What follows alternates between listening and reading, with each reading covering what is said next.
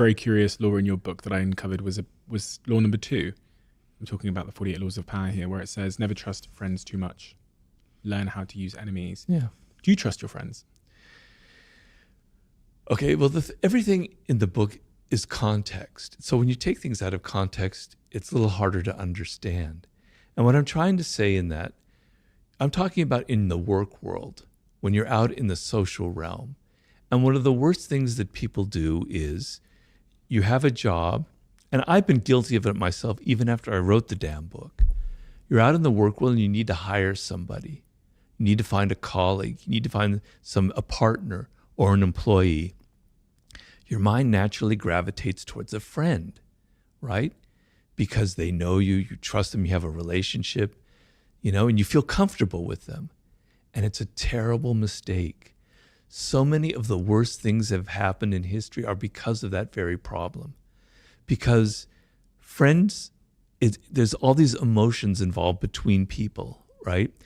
And those emotions confuse the issue. So what I'm talking about in that law is when you need to get results, you need to think, when you have a job or something, you have to think in practical terms, not in terms of emotions, not in terms of friendship, et cetera, et cetera.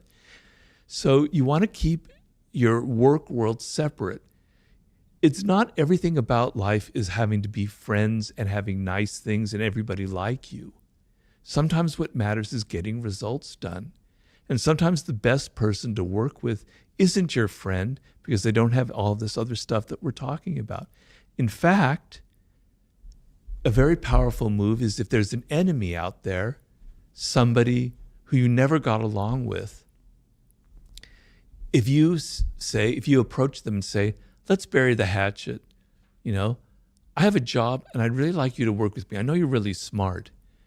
The turnaround of emotions is a very powerful thing where they're going, wow, yeah, sure, that's great. I never expected that. And they're highly motivated to now prove that they're worthy of your change of mind. So it's not about not trusting your friends in the realm of friendship in personal relationships. It's about being aware that the work world is different from the realm of personal relationships. The other point I found really curious was point 3 about concealing your intentions.